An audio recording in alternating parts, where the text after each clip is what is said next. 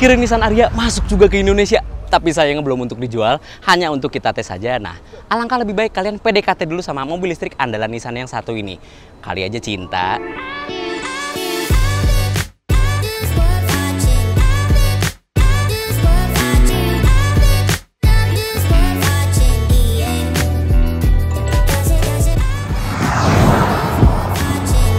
Bisa kita bilang mobil listrik andalan Nissan saat ini cocok banget untuk melawan Ioniq 5. Kenapa? Karena dari segi dimensi dan bodi lainnya itu satu segmen dengan Ioniq 5. Pertama kita ngomongin soal desainnya yang memiliki outline bodi ala SUV coupe, di mana dia memiliki atap yang landai hingga ke belakang, itu membuat coefficient of drag-nya juga jadi bagus.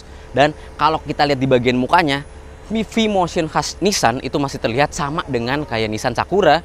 Juga mukanya datar, tentu karena ini electric vehicle, jadi nggak ada grill yang terbuka sama sekali. Ke bagian samping, bagian velgnya sendiri itu memiliki dop velg, di mana profil bannya memiliki ukuran 255/45 lingkar 20. Jadi bannya itu 20 inci. Dan dia kenapa memakai dop velg? Ya tentu lagi kembali lagi untuk coefficient of drag, biar jangkauan atau jarak tempuh dari Nissan Ariya ini bisa lebih jauh lagi.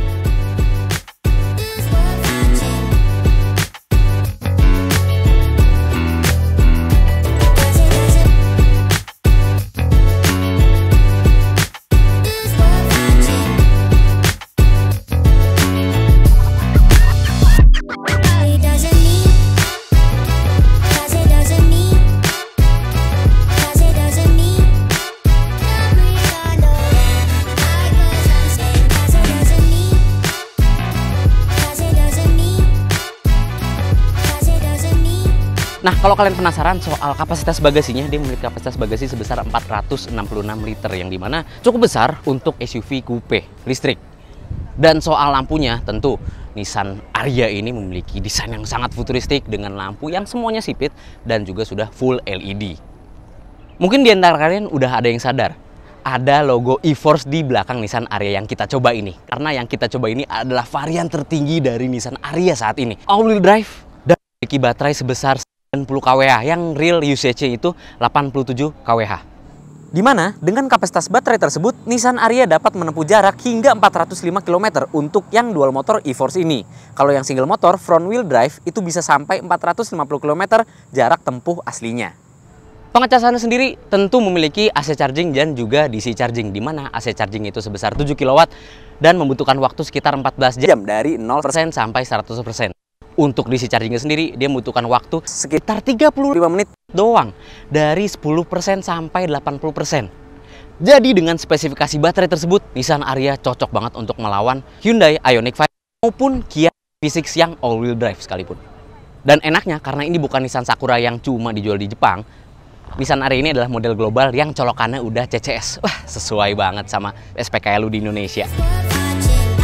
Dan karena ini adalah momen penting, pertama kalinya Nissan Ariya menyentuh area ASEAN, kita langsung coba aja tes performa dari si Nissan Ariya ini. Yuk, daripada penasaran.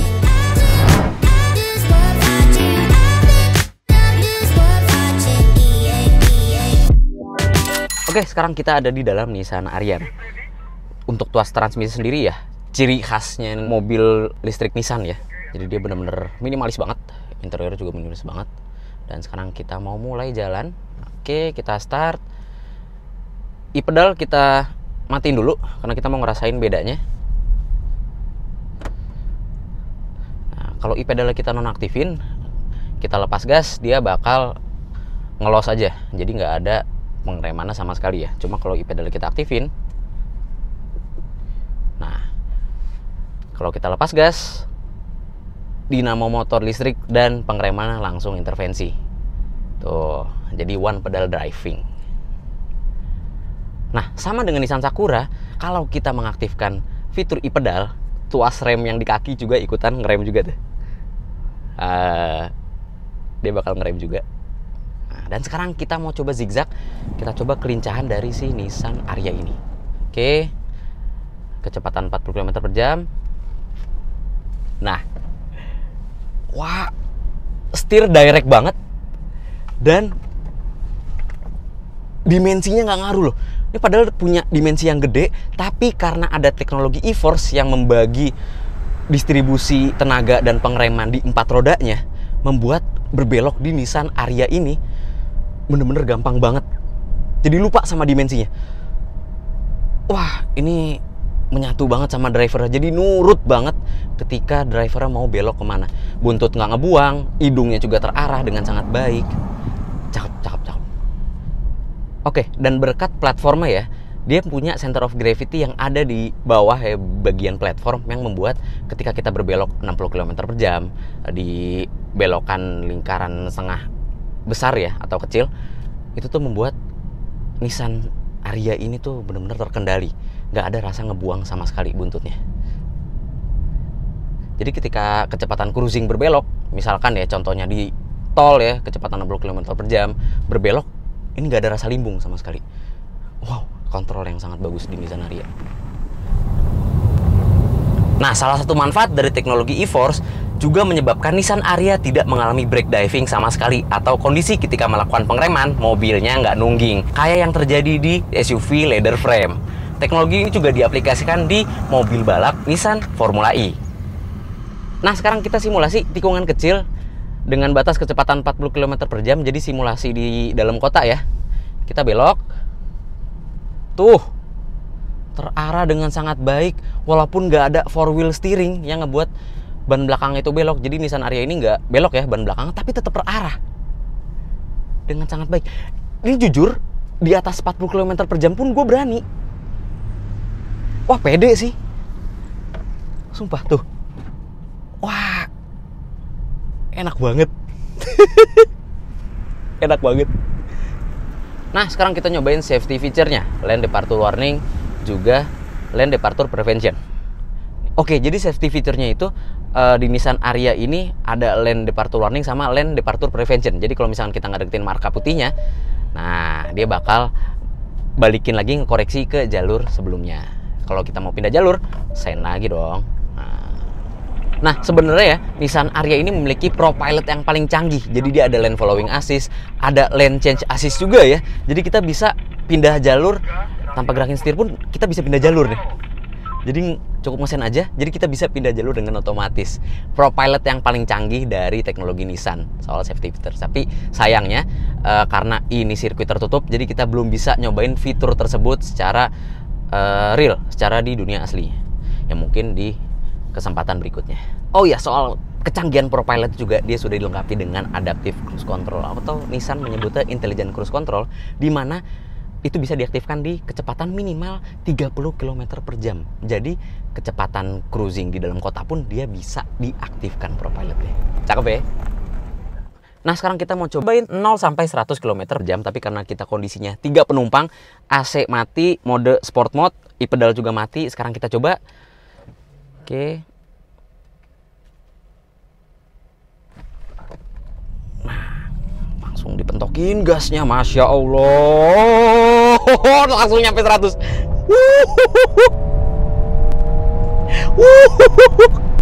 160 loh. Wow. Wow. Wah. Speechless, torsi 600 Nm itu langsung berasa responsif banget akselerasinya karena ini dual motor. Wow. Waktunya 5,6 detik dengan kondisi 3 penumpang. Wah, ini bener sih sesuai klaim. Kalau misalkan penumpang cuma 1, AC mati, mode sport, itu bisa 5,1 detik. Wow. Impresif banget. Impresif banget.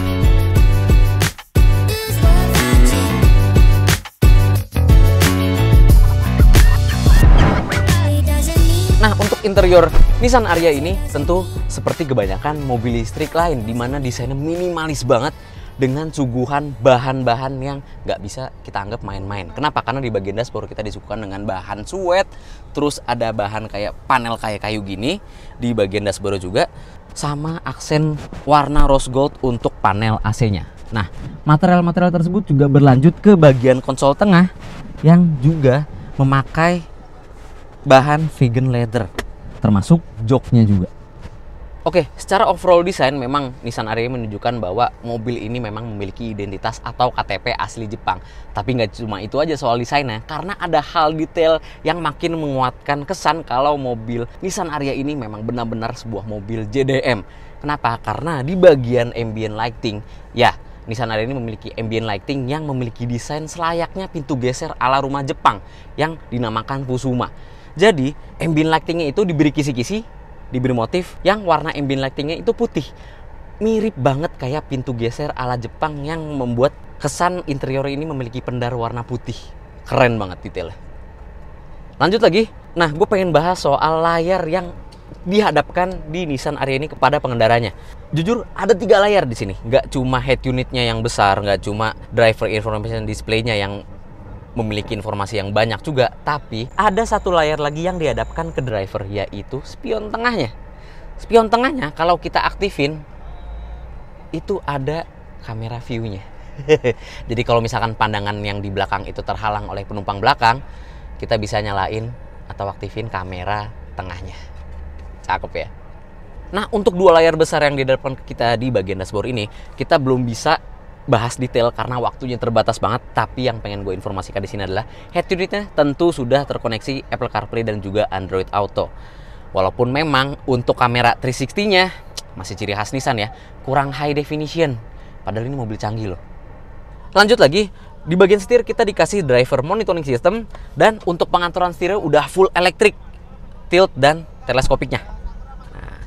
Artikulasi jok untuk baris depannya itu juga lengkap. Untuk driver dia diberikan artikulasi lumbar support, nah, maju mundur dan juga reclining. Sama support paha juga bisa naik turun. Nah, memory seat juga tersedia untuk penumpang juga. Walaupun memang artikulasinya tidak sebanyak bagian pengendara. Di bawah head unit kita disuguhkan dengan tombol fisik, yaitu untuk menyelamatkan head unit. Terus ada tombol volume juga, skip track dan previous track, juga tombol hazard, jadi ada di bawah head unitnya. Nah, di bawahnya lagi ada tombol pengaturan climate control yang mungkin kalau kalian lihat ya secara sekilas ini tombol touch. Mungkin kalian ngira, oh ini bakal ngeraba nih, jelek. Tenang aja, Nissan pun memikirkan hal tersebut dengan menambahkan fitur haptic feedback untuk climate control. Jadi ada feel cetak-cetoknya, nah, getar-getar sedikit biar nggak ngeraba-raba banget. Lanjut lagi, tombol untuk mati nyalakan Nissan Ariya ini juga terdapat di sebelah kanan climate control. Nah, di konsol tengah kita diberikan tuas transmisi yang udah kayak Nissan kekinian nih. Bahkan ini transmisi ini diadaptasi di Nissan Sakura dan juga Nissan X-Trail. Dia kecil gini ya. Terus di belakangnya ada tombol haptic feedback lagi untuk mengatur drive mode dan untuk parking assist. Jadi Nissan Ariya ini memiliki fitur parking assist juga. Jadi bisa parkir sendiri. Keren. Terus tombol haptic feedback yang satu lagi sisanya adalah tombol untuk mengatur e-pedal. Jadi menonaktifkan dan menyalakan tombol e-pedalnya. Uniknya ya di konsol tengahnya ini, si Nissan Ariya ini itu bisa dimaju mundurin dengan elektrik. Tuh. Memang sedikit lambat, tapi ya jujur overkill sih sebenarnya. Tapi dengan pengaturan seperti ini, jadi kita bisa mendekatkan tangan kita ke tuas transmisi biar lebih ergonomis. Nah, sebenarnya untuk versi luar dia ada kompartemen penyimpanan yang pembukaannya itu elektrik lewat konsol tengah. Tapi di sini untuk versi Jepang dia pembukaannya masih manual ya, pencet 2 dan soft opening. Oke, udah dilapisin peluru juga. Untuk kompartemen penyimpanannya dia sudah disediakan 2 cup holder serta laci yang kita buka itu isi kompartemen penyimpanan tuh cuma muat untuk wireless charging HP dan kunci sih kayaknya. Ini kunci Nissan Ariya yang bisa kita masukin sini dan ada detail kecil lambang Sakura di konsol tengahnya. Udah cuma muat itu doang. Nah, pasti kalian bertanya-tanya, di mana rem tangannya? Rem parkirnya itu nggak ada kok di konsol tengah. Jadi rem parkirnya itu ada di atas dengkul kita nih, persis di bawah nyala matiin Nissan Ariya. Penempatan tombol yang unik sebenarnya. Oke, lanjut lagi ke bagian atas kita disuguhkan dengan panoramic sunroof ya. Jadi dia bisa dibuka. Dan dibukanya ke dalam ya, bukan dibuka keangkat ke atas. Terus juga kita disediakan tempat penyimpanan untuk kacamata hitam biasa dan spion tengah yang udah bisa kita nyalain layar seperti yang tadi kita sebutin di awal. Masuk ke bagian belakang.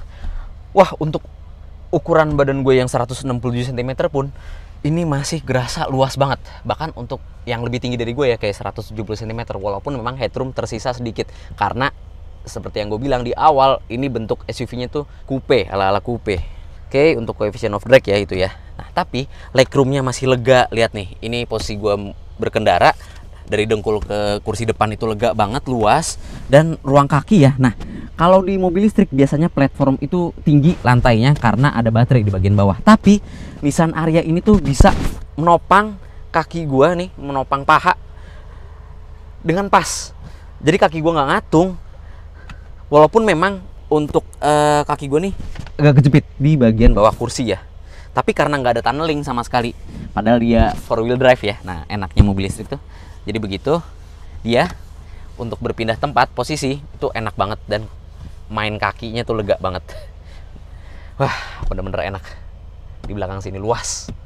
Desain minimalis serta pemakaian material juga berlanjut di bagian belakang, bahkan hingga ke door trim sampai ke pilar B-nya ini bahan suede masih ada, masih hadir. Bahkan untuk vegan leather pun masih ada hingga ke kursi baris keduanya. Nah, di kursi baris keduanya kita disuguhkan fitur apa aja sih? Ada heated seat, ada colokan USB Type A dan Type C. AC kebagi dua, jadi nggak rebutan sama penumpang belakang, kiri kanan. Terus panoramic roof, tentunya sampai ke belakang membuat kesan baris kedua di Nissan Ariya ini lega banget, enak. Oh ya, jangan lupa lampu baca yang udah LED juga tentunya. Ternyata lampu bacanya itu bisa kita dim. Jadi ada 2 level. Nah, ini yang paling terang, level keduanya redup. Nah, kalau misalkan keterangan bisa diredupin nih 1 tingkat. Oke, itu hal detail yang bagus juga. Dan nih ya, walaupun memang kita belum bisa mencoba Nissan Ariya ini di kondisi real road ya atau jalan asli, tapi peredamannya bisa kita katakan bagus. Kenapa? Karena dia sudah memakai kaca acoustic glass di depan dan juga belakang. Keren banget, parah. Cuma satu hal lagi ya, sedikit kekurangan di bagian baris kedua ini. Armrestnya emang sudah tersedia armrest dan juga ada 2 cup holder di armrestnya. Cuma armrestnya ini jatuh, nggak strong. Kita nggak bisa bilang ini ngondoy juga ya, tapi kenapa langsung jatuh gitu, kenapa nggak bisa ketahan gitu ya, maksudnya itu kan membuktikan kualitas gitu. Cuma ya it's okay sih, karena ini empuk, nyaman, dan setara dengan armrest yang ada di door trim, jadi nyaman-nyaman aja sih, aman. Cuma hal-hal kecil lah, minor. Oke, seatbelt udah 3 titik untuk 3 penumpang, dan headrest juga tersedia untuk 3 penumpang. Nice. Dan speakernya ya, sudah sama kayak GTR, pakai Bose, bukan Bose-Bosean kalau yang ini. Tapi sebelum kesimpulan, gue pengen ngasih tunjuk kalian kunci dari si Nissan Ariya ini. Kita dikasih 3 kunci. Jadi 2 kunci spare key dan kunci utama. Dimana kunci utamanya ini memiliki fitur maju dan mundur ketika di parkiran. Jadi kalau kita di luar mobil nih, kita bisa ngendalin Nissan Ariya ini untuk maju mundur keluar dari parkiran. Persis kayak Kia EV6 ya. Keren banget. Ya, tapi kuncinya udah nggak sama sih kayak Nissan GTR. Salam 1 kunci. Jadi itu dia detail spesifikasi dan fitur yang diberikan di Nissan Ariya tipe tertinggi ini. Jadi menurut kami, dengan spesifikasi yang ditawarkan, fitur yang diberikan, Nissan Ariya ini sebenarnya cocok banget digunakan oleh masyarakat Indonesia. Apalagi dengan performanya yang mumpuni, bisa banget disandingkan dengan Ioniq 5, bahkan Kia EV6 yang lebih mahal sekalipun. Tapi kembali lagi kepada konsumen semua. Kalian tolong banget komentar di bawah gimana soal performanya dan gimana soal spesifikasinya. Apa aja yang cocok untuk pasar Indonesia, apa aja yang jangan diberikan untuk pasar Indonesia, dan berapa harga yang cocok untuk Nissan Ariya jika dipasarkan nanti di Indonesia. Oke, itu aja dari gua untuk Nissan Ariya ini. Jika kalian suka dengan konten ini, klik like, subscribe, dan tekan loncengnya untuk mengetahui video seru selanjutnya dari Autonet Max. Gua Bagas Satrio, dadah!